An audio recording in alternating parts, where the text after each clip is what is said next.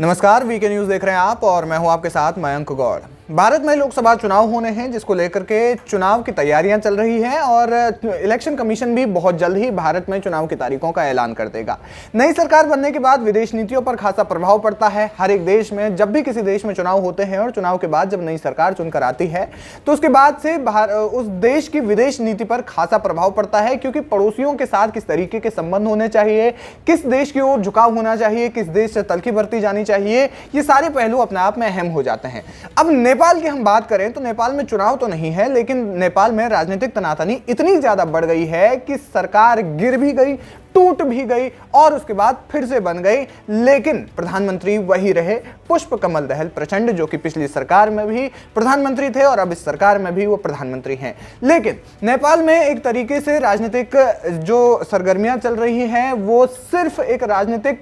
कह सकते हैं कि राजनीतिक बौखलाहट ही नहीं है, बल्कि एक रस्साकसी का माहौल चल रहा है। ऐसा क्यों? क्योंकि नेपाल में 4 गठबंधनों का अब एक नया गुट बन गया है, जिन्होंने की सरकार मिलकर बनाई है। नेपाली कांग्रेस के साथ में जब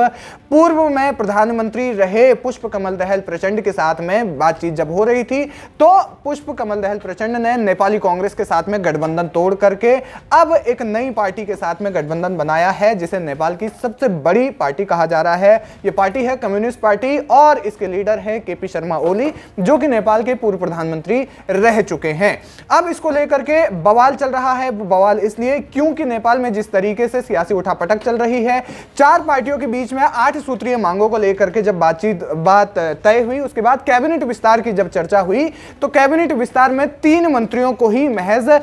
मंत्री पद की शपथ दिलाई गई। लेकिन कौन कौन से मंत्री पद मिले, इसको लेकर के चर्चा नहीं हुई, बस शपथ दिलाई गई। इसके अलावा जब ये सियासी उठापटक इतनी ज्यादा बढ़ गई कि नेपाल के प्रधानमंत्री यानी कि पुष्प कमल दहल प्रचंड ने अपने पास 25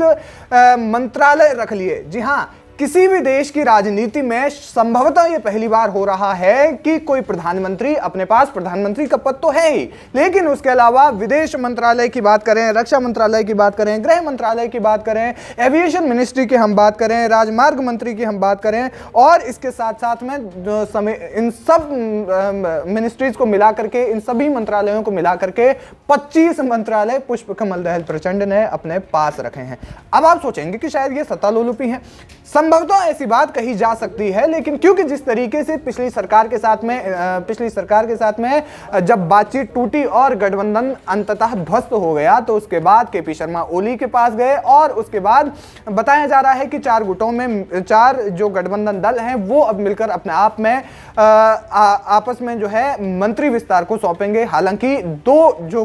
गुट इसमें ऐसे हैं, सबसे पहले तो आपको बताते हैं कि 4 गठबंधन दल कौन कौन से हैं। माओवादी सेंटर, यूएमएलएन और आरएसपी समेत जेएसपी, ये 4 गठबंधन दल ऐसे हैं जो इस वक्त नेपाल में सत्ता को कब्जाना चाहते हैं, जिनमें कि अब इस वक्त प्रधानमंत्री वापस से रिपीट हो गए हैं, यानी कि पुष्प कमल दहल प्रचंड की हम बात कर रहे हैं। इस रस्साकसी का भारत पर किस तरीके का प्रभाव पड़ेगा, यह देखना अहम है, क्योंकि नेपाल के बॉर्डर से भारत मिलता है और उसके साथ साथ में वहां से चीन भी मिलता है। कुछ समय पहले से हम देख रहे हैं कि चीन और भारत के साथ में संबंधों की अगर हम बात की जाए तो नेपाल का रवैया थोड़ा सा इधर थोड़ा सा उधर वाला रहा है।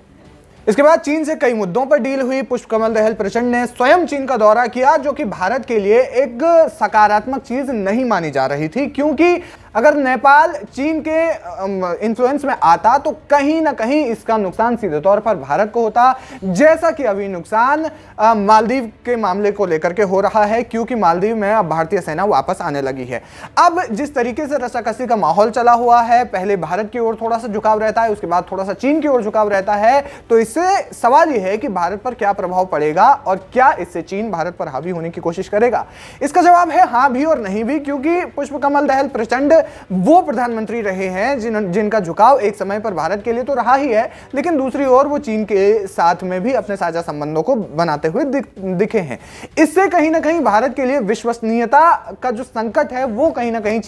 नेपाल को लेकर के पैदा हो गया है। भारत नेपाल पर विश्वास करे या नहीं, ऐसा एक संकट कह सकते हैं और एक बड़ा प्रश्न चिन्ह यहां पर खड़ा हो गया है। हालांकि नेपाली कांग्रेस वो गुट है जिनके साथ में पुष्प कमल दहल प्रचंड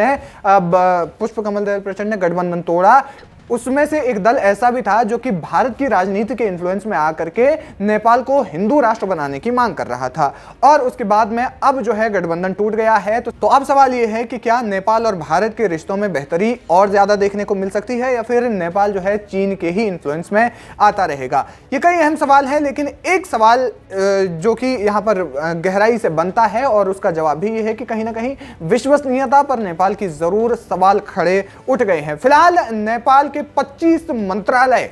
एक ही शख्स के पास हैं, वो शख्स हैं देश के प्रधानमंत्री पुष्पकमल दहल प्रचंड। हालांकि बताया जा रहा है कि कुछ ही दिनों में मंत्रिमंडल विस्तार भी हो जाएगा, लेकिन सवाल यह है कि मंत्रिमंडल विस्तार जब होगा और ऐसे में जब चार गुटों के बीच में आपसी सहमति नहीं बन पाती है, तो क्या फिर से नेपाल की राजनीति में संकट देखने को मिल सकता है। ये कुछ अहम सवाल हैं जिनका कि भारत पर बहुत बड़े स्तर पर तो नहीं, पर छोटे स्तर पर प्रभाव जरूर पड़ेगा, क्योंकि पड़ोसी देश चाहे वो छोटे हों या बड़े हों, उनका प्रभाव हमेशा अपने ऊपर पड़ता ही है। क्या कुछ कहना चाहेंगे आप इस खबर को लेकर, हमें कमेंट सेक्शन में जाकर जरूर बताएं। वीके न्यूज, राष्ट्र के नाम।